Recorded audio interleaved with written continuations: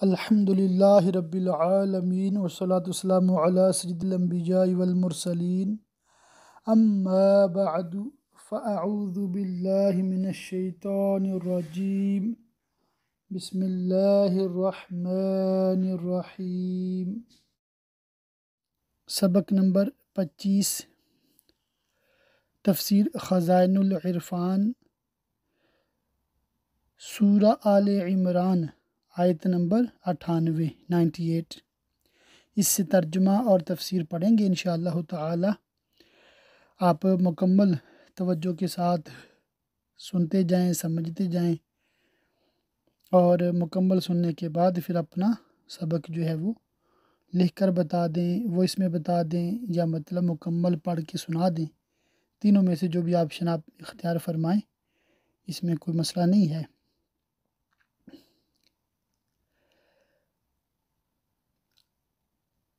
تم فرماؤ اے کتابیو، اللہ کی آیتیں کیوں نہیں مانتے؟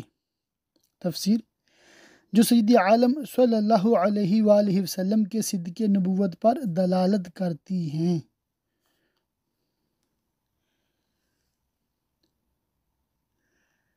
صدق کا مطلب ہوتا ہے سچ، سچائی۔ صدق نبوت، نبوت کے سچے ہونے کے اوپر دلالت کرتی ہیں، اور تمہارے کام اللہ کے سامنے ہیں۔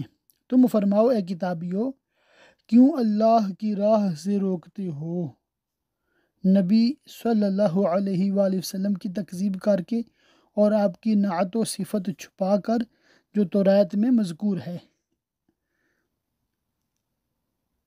اسے جو ایمان لائے اسے ٹیڑھا کیا چاہتے ہو، اور تم خود اس پر گواہ ہو کہ سید عالم صلی اللہ تعالیٰ علیہ وآلہ وسلم کی نعت توریت میں مکتوب ہے، اور اللہ کو جو دین مقبول ہے وہ صرف دین اسلام ہی ہے، اور اللہ تمہارے کوتکوں یعنی برے کاموں سے بے خبر نہیں۔ اے ایمان والو، اگر تم کچھ کتابیوں کے کہے پر چلے تو وہ تمہارے ایمان کے بعد تمہیں کافر کر چھوڑیں گے۔ شان نزول: اوس و خزرج کے قبیلوں میں پہلے بڑی عداوت تھی، یعنی دشمنی تھی، اور مدتوں ان کے درمیان جنگ جاری رہی۔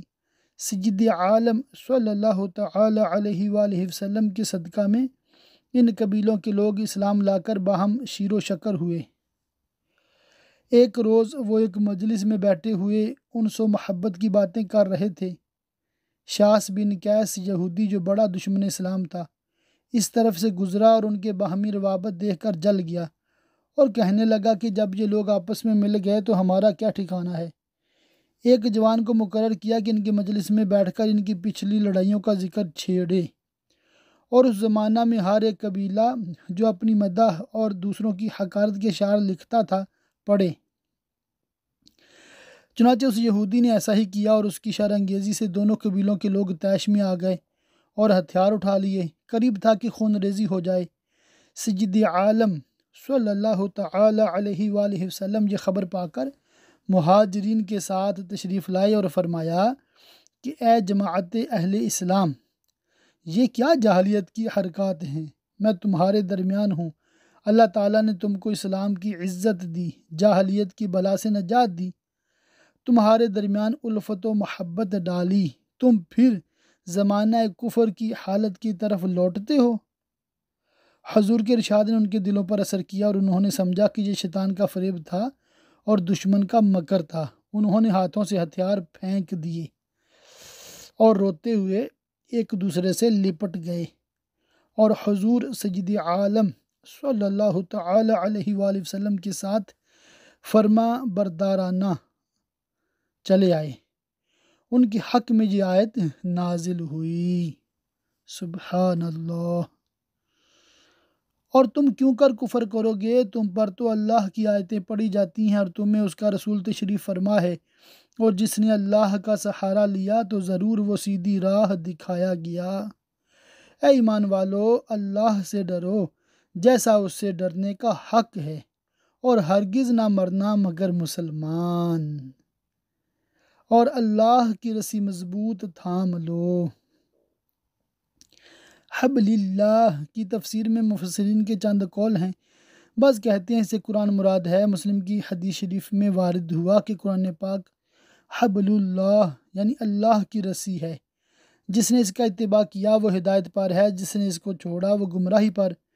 حضرت ابن مسعود رضی اللہ تعالیٰ عنہ نے فرمایا کہ حبل اللہ سے جماعت مراد ہے، اور فرمایا کہ تم جماعت کو لازم کر لو کہ وہ حبل اللہ ہے جس کو مضبوط تھامنے کا حکم دیا گیا ہے۔ اچھا، یہاں جماعت سے اہل سنت و جماعت مراد ہیں، آگے بھی انشاءاللہ تعالیٰ اس کا بیان آنے والا ہے۔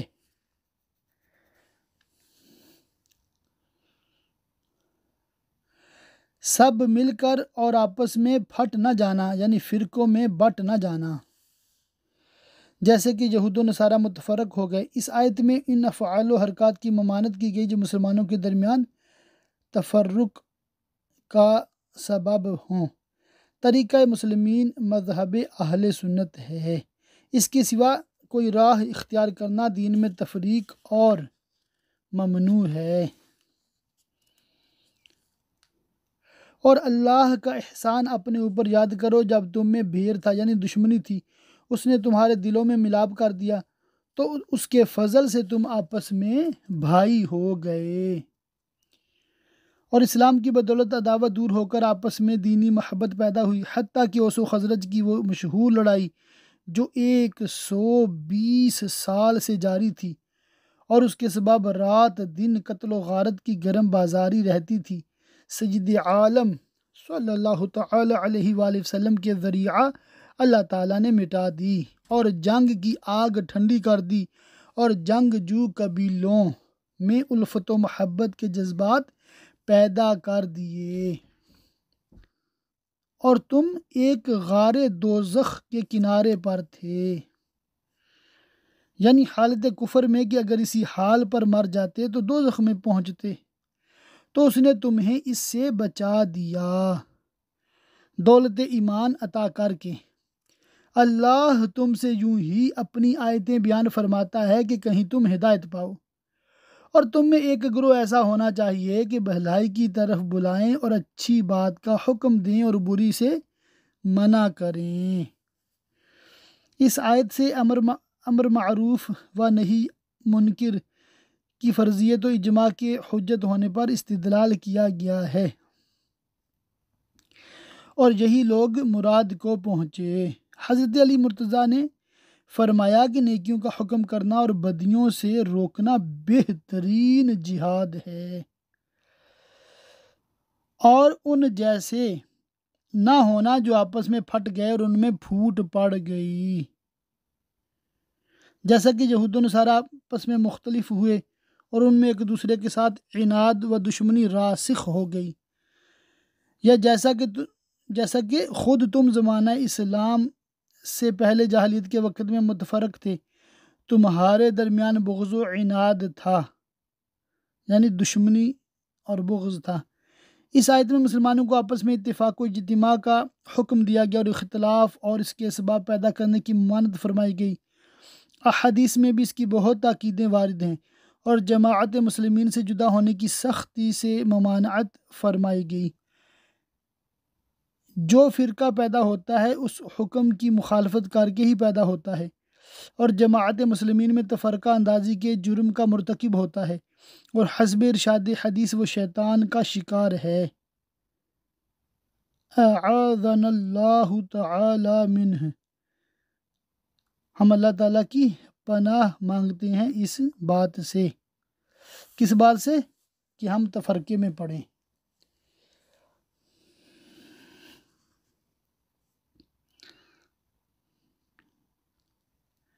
بعد اس کے کہ روشن نشانیاں انہیں آ چکی تھیں اور حق واضح ہو چکا تھا، اور ان کے لیے بڑا عذاب ہے جس دن کچھ منہ انجالے یعنی چمکتے ہوں گے اور کچھ منہ کالے، تو وہ جن کے منہ کالے ہوئے یعنی کفار، ان سے توبیخاً یعنی جھڑکتے ہوئے کہا جائے گا، کیا تم ایمان لا کر کافر ہوئے؟ اس کے مخاطب یا تو تمام کفار ہیں، اس صورت میں ایمان سے روز میثاق کا ایمان مراد ہے۔ جب اللہ تعالیٰ نے ان سے فرمایا تھا کہ کیا میں تمہارا رب نہیں ہوں، سب نے بلا کہا تھا، بھلا کا مطلب ہے کیوں نہیں، اور ایمان لائے تھے۔ اب جو دنیا میں کافر ہوئے تو ان سے فرمایا جاتا ہے کہ روز میثاق ایمان لانے کے بعد تم کافر ہو گئے۔ حسن کا قول ہے کہ اس سے منافقین مراد ہیں جنہوں نے زبان سے اظہار ایمان کیا تھا اور ان کے دل منکر تھے۔ اکرمہ نے کہا کہ وہ اہل کتاب ہیں جو سید عالم صلی اللہ تعالی علیہ وآلہ وسلم کی بعثت سے قبل تو حضور پر ایمان لائے اور حضور کے ظہور کے بعد آپ کا انکار کر کے کافر ہو گئے۔ ایک قول یہ ہے کہ اس کے مخاطب مرتدین ہیں جو اسلام لا کر پھر گئے اور کافر ہو گئے۔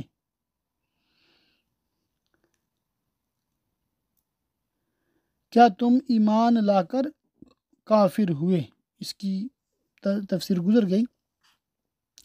تو اب عذاب چکھو اپنے کفر کا بدلہ، اور وہ جن کے منہ اونجالے یعنی روشن ہوئے، یعنی اہل ایمان کے اس روز کرم ہی تعالی یعنی اللہ تعالیٰ کے کرم سے وہ فرحان و شاداں ہوں گے، مطلب خوش ہوں گے، اور ان کے چہرے چمکتے دھمکتے ہوں گے، داہنے بائیں اور سامنے نور ہوگا۔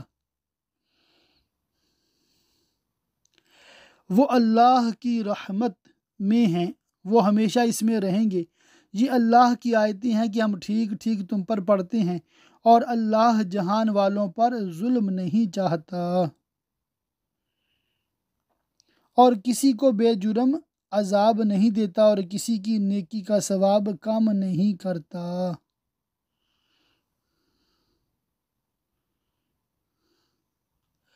اور اللہ ہی کا ہے جو کچھ آسمانوں میں ہے اور جو کچھ زمین میں، اور اللہ ہی کی طرف سب کاموں کی رجوع ہے۔ تم بہتر ہو اے امت محمد صلی اللہ تعالی علیہ وآلہ وسلم۔ شان نزول یہودیوں میں سے مالک بن سیف اور وہب بن یہودہ نے حضرت عبداللہ بن مسعود وغیرہ صحاب رسول اللہ صلی اللہ تعالی علیہ وسلم سے کہا، ہم تم سے افضل ہیں اور ہمارا دین تمہارے دین سے بہتر ہے جس کی تم ہمیں دعوت دیتی ہو۔ اس پر یہ آیت نازل ہوئی۔ ترمذی کی حدیث میں ہے، سید عالم صلی اللہ تعالی علیہ وآلہ وسلم نے فرمایا، اللہ تعالیٰ میری امت کو گمراہی پر جمع نہ کرے گا، اور اللہ تعالیٰ کا دست رحمت جماعت پر ہے، جو جماعت سے جدا ہوا دوزخ میں گیا۔ تم بہتر ہو ان سب امتوں میں جو لوگوں میں ظاہر ہوئیں، بھلائی کا حکم دیتے ہو اور برائی سے منع کرتے ہو، اور اللہ پر ایمان رکھتے ہو، اور اگر کتابی ایمان لاتے۔ سید انبیاء محمد مصطفیٰ صلی اللہ تعالی علیہ وآلہ وسلم پر تو ان کا بھلا تھا۔ ان میں کچھ مسلمان ہیں جیسے کہ حضرت عبداللہ بن سلام اور ان کے صحاب یہود میں سے، اور نجاشی اور ان کے صحاب نصارہ میں سے، اور زیادہ کافر۔ وہ تمہارا کچھ نہ بگاڑیں گے مگر یہی ستانا، زبانی طعن و تشنیع اور دھمکی وغیرہ سے۔ شان نزول یہود میں سے جو لوگ اسلام لائے تھے جیسے حضرت عبداللہ بن سلام اور ان کے ہمراہی روسا یہود ان کے دشمن ہو گئے اور انہیں ایذا دینے کی فکر میں رہنے لگے۔ اس پر یہ آیت نازل ہوئی، اور اللہ تعالیٰ نے ایمان لانے والوں کو مطمئن کر دیا کہ زبانی کیل و کال کے سوا وہ مسلمانوں کو کوئی آزار نہ پہنچا سکیں گے۔ غلبہ مسلمانوں ہی کو رہے گا، اور یہود کا انجام ذلت و رسوائی ہے۔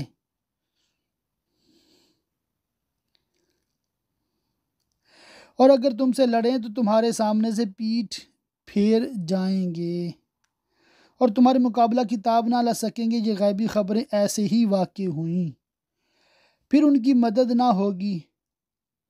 ان پر جما دی گئی خواری یعنی ذلت، جہاں ہوں امان نہ پائیں، ہمیشہ ذلیل ہی رہیں گے، عزت کبھی نہ پائیں گے۔ اسی کا اثر ہے کہ آج تک یہود کو کہیں کی سلطنت میسر نہ آئی، جہاں رہے رعایا یا غلام ہی بن کر رہے، مگر اللہ کی ڈور تھام کر یعنی ایمان لا کر، اور آدمیوں کی ڈور سے یعنی مسلمانوں کی پناہ لے کر، انہیں جزیہ دے کر، اور غضب الہی کے سزاوار ہوئے اور ان پر جما دی گئی محتاجی۔ چنانچہ یہودی کو مالدار ہو کر بھی غنائے قلبی میسر نہیں ہوتا،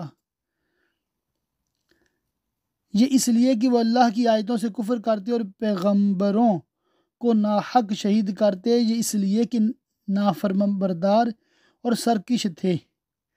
سب ایک سے نہیں، کتابیوں میں کچھ وہ ہیں کہ حق پر قائم ہیں۔ شان نزول: جب حضرت عبداللہ بن سلام اور ان کے صحاب ایمان لائے تو احبار یہود نے جل کر کہا کہ محمد مصطفیٰ صلی اللہ تعالیٰ علیہ وآلہ وسلم پر ہم میں سے جو ایمان لائے ہیں وہ برے لوگ ہیں، اگر برے نہ ہوتے تو اپنے باپ دادا کا دین نہ چھوڑتے۔ اس پر یہ آیت نازل فرمائی گئی۔ عطا کا قول ہے کہ من اہل الکتاب امۃ قائمہ، کتابیوں میں کچھ وہ ہیں کہ حق پر قائم ہیں، اس سے 40 مرد اہل نجران کے، 32 حبشہ کے، 8 روم کے مراد ہیں جو دین عیسوی پر تھے، پھر سید عالم صلی اللہ تعالیٰ علیہ وسلم پر ایمان لائے۔ اللہ کی آیتیں پڑھتے ہیں رات کی گھڑیوں میں اور سجدہ کرتے ہیں، یعنی نماز پڑھتے ہیں۔ اس سے یا تو نماز عشاء مراد ہے جو اہل کتاب نہیں پڑھتے، یا نماز تہجد۔ اللہ اور پچھلے دن پر ایمان لاتے ہیں اور بھلائی کا حکم دیتے اور برائی سے منع کرتے ہیں، اور دین میں مداہنت یعنی حق بات کہنے میں کسی کی پرواہ نہیں کرتے، یعنی کہ دین میں مداہنت نہیں کرتے۔ مداہنت کیا ہوتی ہے؟ حق بات کہنے میں کسی کی پرواہ کرنا۔ اللہ تعالیٰ ہمیں اس سے بچائے اور ہمیشہ حق بات کہنے کی توفیق عطا فرمائے۔ میں نے تو ایک عالم اور شاعر کی مدد سے ایک شعر بھی اپنے لیے وضع کیا ہوا ہے، وہ جو شجرہ شریف میں آتا ہے نا، شجرہ الطاریہ رضویہ میں، تو اسی کی مطلب وزن پارنا: جذبہ احقاق حق ابطال باطل کر عطا، یعنی کہ ہمیشہ حق بولنے اور باطل کا رد کرنے کی توفیق ملے۔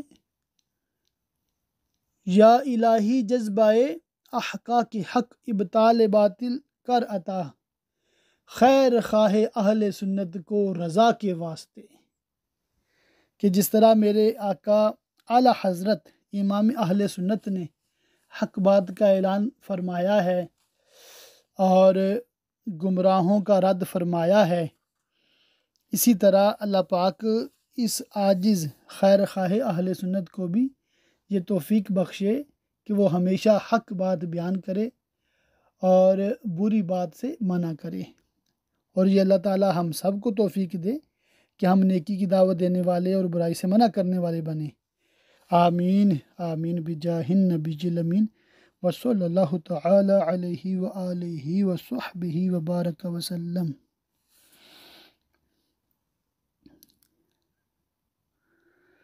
اور نیک کاموں پر دوڑتے ہیں اور یہ لوگ لائق ہیں، اور وہ جو بھلائی کرے ان کا حق نہ مارا جائے گا، اور اللہ کو معلوم ہیں ڈر والے، یعنی متقین۔ یہود نے عبداللہ بن سلام اور ان کے صحاب سے کہا تھا کہ تم دین اسلام قبول کر کے ٹوٹے یعنی نقصان میں پڑے، تو اللہ تعالیٰ نے انہیں خبر دی کہ وہ درجات عالیہ یعنی بڑے درجات کے مستحق ہوئے اور اپنی نیکیوں کی جزا پائیں گے۔ یہود کی بکواس بےہودہ ہے۔ وہ جو کافر ہوئے ان کے مال اور اولاد جن پر انہیں بڑا ناز ہے، بہت ناز ہے، ان کو اللہ سے کچھ نہ بچائیں گے، اور وہ جہنمی ہیں، ان کو ہمیشہ اس میں رہنا۔ شان نزول: یہ آیت بنی قریظہ و بنی نذیر کے حق میں نازل ہوئی۔ یہود کے رؤساء نے تحصیل ریاست و مال کی غرض سے رسول کریم صلی اللہ تعالی علیہ وآلہ وسلم کے ساتھ دشمنی کی تھی۔ اللہ تعالیٰ نے اس آیت میں ارشاد فرمایا کہ ان کے مال و اولاد کچھ کام نہ آئیں گے، وہ رسول کی دشمنی میں ناحق اپنی عاقبت برباد کر رہے ہیں۔ ایک قول یہ ہے کہ یہ آیت مشرکین قریش کے حق میں نازل ہوئی کیونکہ ابو جہل کو اپنی دولت و مال پر بڑا فخر تھا، اور ابو سفیان نے بدر احد میں مشرکین پر بہت کثیر مال خرچ کیا تھا۔ ایک قول یہ ہے کہ یہ آیت تمام کفار کے حق میں عام ہے۔ ان سب کو بتایا گیا کہ مال و اولاد میں سے کوئی بھی کام آنے والا اور عذاب الہی سے بچانے والا نہیں۔ کہاوت اس کی جو اس دنیا کی زندگی میں، مفسرین کا قول ہے کہ اسے یہود کا وہ خرچ مراد ہے جو اپنے علماء اور رؤسا پر کرتے تھے۔ ایک قول یہ ہے کہ کفار کے تمام نفقات و صدقات مراد ہیں۔ ایک قول یہ ہے کہ ریاکار کا خرچ کرنا مراد ہے، کیونکہ ان سب لوگوں کا خرچ کرنا یا نفع دنیاوی کے لیے ہوگا یا نفع اخروی کے لیے۔ اگر محض نفع دنیاوی کے لیے ہو تو آخرت میں اس سے کیا فائدہ؟ اور ریاکار کو تو آخرت اور رضا الہی مقصود ہی نہیں ہوتی، اس کا عمل دکھاوے اور نمود کے لیے ہوتا ہے۔ ایسے عمل کا آخرت میں کیا نفع؟ اور کافر کے تمام اعمال حقارت ہیں، وہ اگر آخرت کی نیت سے بھی خرچ کرے تو نفع نہیں پا سکتا۔ ان لوگوں کے لیے وہ مثال بالکل مطابق ہے جو آیت میں مذکور فرمائی جاتی ہے۔ کہاوت اس کی جو اس دنیا کی زندگی میں خرچ کرتے ہیں اس ہوا کی سی ہے جس میں پالا یعنی سخت ٹھنڈ ہو۔ وہ ایک ایسی قوم کی کھیتی پر پڑی جو اپنا ہی برا کرتے تھے تو اسے بالکل مار گئی۔ یعنی جس طرح کہ برفانی ہوا کھیتی کو برباد کرتی ہے، اسی طرح کفر انفاق کو باطل کر دیتا ہے۔ انفاق ہوتا ہے اللہ کی راہ میں خرچ کرنا۔ اور اللہ نے ان پر ظلم نہ کیا، ہاں وہ خود اپنی جان پر ظلم کرتے ہیں۔ اے ایمان والو، غیروں کو اپنا رازدار نہ بناؤ، ان سے دوستی نہ کرو، محبت کے تعلقات نہ رکھو، وہ قابل اعتماد نہیں ہیں۔ شان نزول: بعض مسلمان یہود سے قرابت اور دوستی اور پڑوس وغیرہ تعلقات کی بنا پر میل جول رکھتے تھے، ان کے حق میں یہ آیت نازل ہوئی۔ مسئلہ: کفار سے دوستی و محبت کرنا اور انہیں اپنا رازدار بنانا ناجائز و ممنوع ہے۔ وہ تمہاری برائی میں گئی یعنی کمی نہیں کرتے، ان کی آرزو ہے جتنی ایذا تمہیں پہنچے، بیر یعنی بغض ان کی باتوں سے جھلک اٹھا، اور وہ غیظ و عناد یعنی دشمنی جو سینے میں چھپائے ہیں اور بڑا ہے۔ ہم نے نشانیاں تمہیں کھول کر سنا دیں، اگر تمہیں عقل ہو تو ان سے دوستی نہ کرو۔ سنتے ہو یہ جو تم ہو، تم تو انہیں چاہتے ہو رشتہ داری اور دوستی وغیرہ تعلقات کی بنا پر، اور وہ تمہیں نہیں چاہتے اور دینی مخالفت کی بنا پر تم سے دشمنی رکھتے ہیں، اور حال یہ کہ تم سب کتابوں پر ایمان لاتے ہو اور وہ تمہاری کتاب پر ایمان نہیں رکھتے، اور وہ جب تم سے ملتے ہیں کہتے ہیں ہم ایمان لائے۔ یہ منافقین کا حال ہے۔ اور اکیلے ہوں تو تم پر انگلیاں چبائیں غصہ سے، تم فرما دو کہ مر جاؤ اپنی گھٹن یعنی قلبی جلن میں۔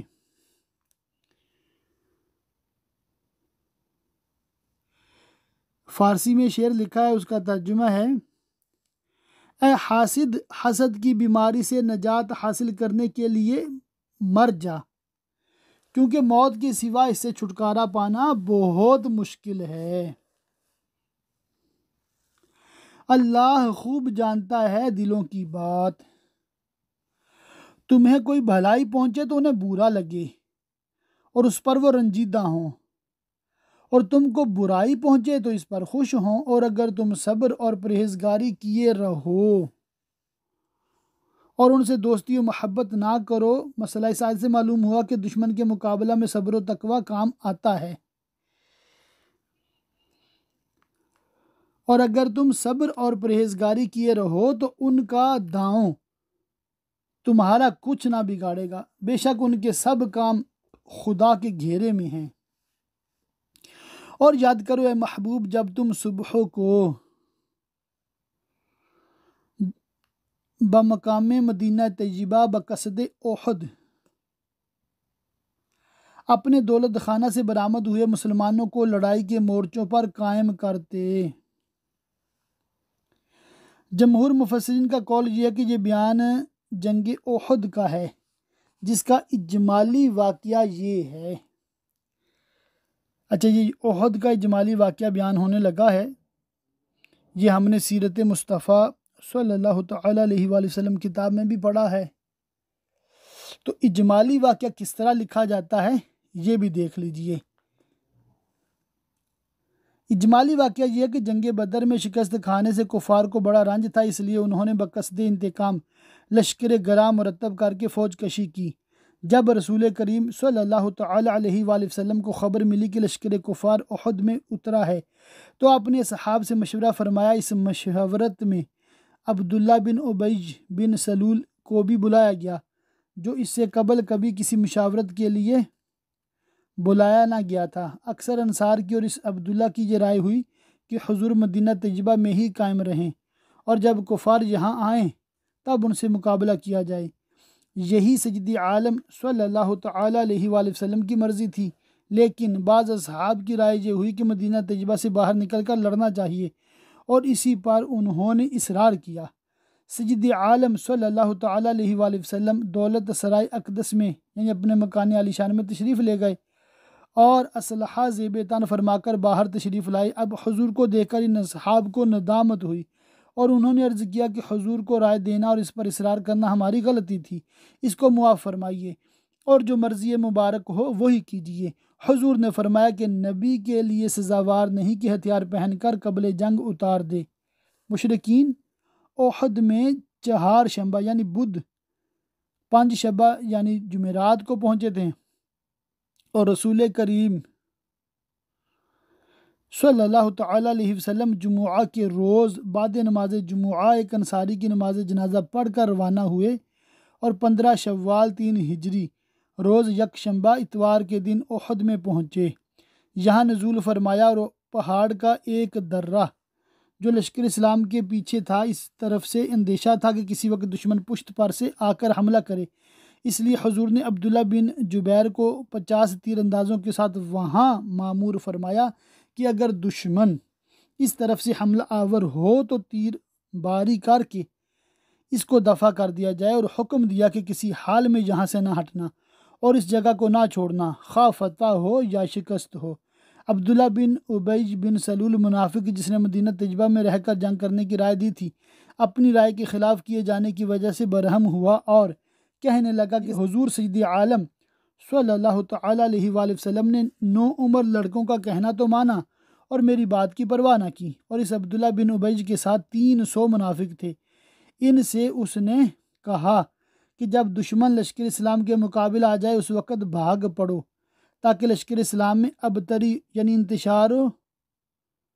انتشار و گڑبڑ ہو جائے اور تمہیں دیکھ کر اور لوگ بھی بھاگ نکلیں۔ مسلمانوں کے لشکر کی کل تعداد مع ان منافقین کی 1000 تھی اور مشرکین 3000۔ مقابلہ ہوتے ہی عبداللہ بن ابی منافق اپنے 300 منافقوں کو لے کر بھاگ نکلا اور حضور کے 700 اصحاب حضور کے ساتھ رہ گئے۔ اللہ تعالیٰ نے ان کو ثابت قدم رکھا یہاں تک کہ مشرکین کو ہزیمت ہوئی۔ اب صحابہ بھاگتے ہوئے مشرکین کے پیچھے پڑ گئے اور حضور سید عالم صلی اللہ علیہ وسلم نے جہاں قائم رہنے کے لیے فرمایا تھا وہاں قائم نہ رہے، تو اللہ تعالیٰ نے انہیں یہ دکھا دیا کہ بدر میں اللہ اور اس کے رسول کی فرما برداری کی برکت سے فتح ہوئی تھی۔ یہاں حضور کے حکم کی مخالفت کا نتیجہ یہ ہوا کہ اللہ تعالیٰ نے مشرکین کے دلوں سے رعب و ہیبت دور فرمائی اور وہ پلٹ پڑے اور مسلمانوں کو ہزیمت ہوئی۔ رسول کریم صلی اللہ علیہ وآلہ وسلم کے ساتھ ایک جماعت رہی جس میں حضرت ابوبکر و علی و عباس و طلحہ و سعد تھے۔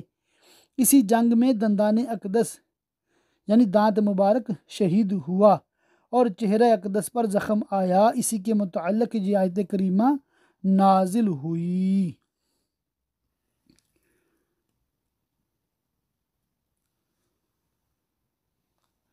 اور اللہ سنتا جانتا ہے۔ جب تم میں کے دو گروہوں کا ارادہ ہوا کہ نامردی کر جائیں. یہ دونوں گروہ انصار میں سے تھے، ایک بنی سلمہ خزرج میں سے اور ایک بنی حارثہ اوس میں سے. یہ دونوں لشکر کے بازو تھے. جب عبداللہ بن ابی بن سلول منافق بھاگا تو انہوں نے بھی واپس جانے کا قصد کیا. اللہ تعالیٰ نے کرم کیا اور انہیں اس سے محفوظ رکھا اور وہ حضور کے ساتھ ثابت رہے جہاں اس نعمت و احسان کا ذکر فرمایا ہے. اور اللہ ان کا سنبھالنے والا ہے اور مسلمانوں کو اللہ ہی پر بھروسہ چاہیے. اور بے شک اللہ نے بدر میں تمہاری مدد کی جب تم بالکل بے سر و سامان تھے.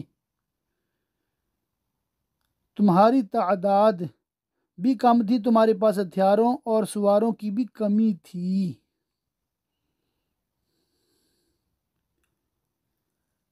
تم اللہ سے ڈرو کہ کہیں تم شکر گزار ہو. جب اے محبوب تم مسلمانوں سے فرماتے تھے کہ کیا تمہیں یہ کافی نہیں کہ تمہارا رب تمہاری مدد کرے 3000 فرشتے اتار کر؟ ہاں کیوں نہیں، اگر تم صبر و تقوی کرو اور کافر اسی دم تم پر آ پڑیں تو تمہارا رب تمہاری مدد کو 5000 فرشتے نشان والے بھیجے گا. چنانچہ مومنین نے روز بدر صبر و تقوی سے کام لیا. اللہ تعالیٰ نے حسب وعدہ 5000 فرشتوں کی مدد بھیجی اور مسلمانوں کی فتح اور کافروں کی شکست ہوئی. یہاں پر آج کے سبق کو مکمل کرتے ہیں. ربو ہم نے پڑھا ہے 4 پارے کا ماشاء اللہ، اور آیت نمبر 125 پر ہم نے آج کا سبق مکمل کیا. اللہ تعالیٰ کی بارگاہ میں دعا اللہ تعالیٰ ہمیں دنیا اور آخرت کی بھلائیاں عطا فرمائے. آمین بجاہ النبی الامین وصلی اللہ تعالی علیہ وآلہ وصحبہ وبارک وسلم.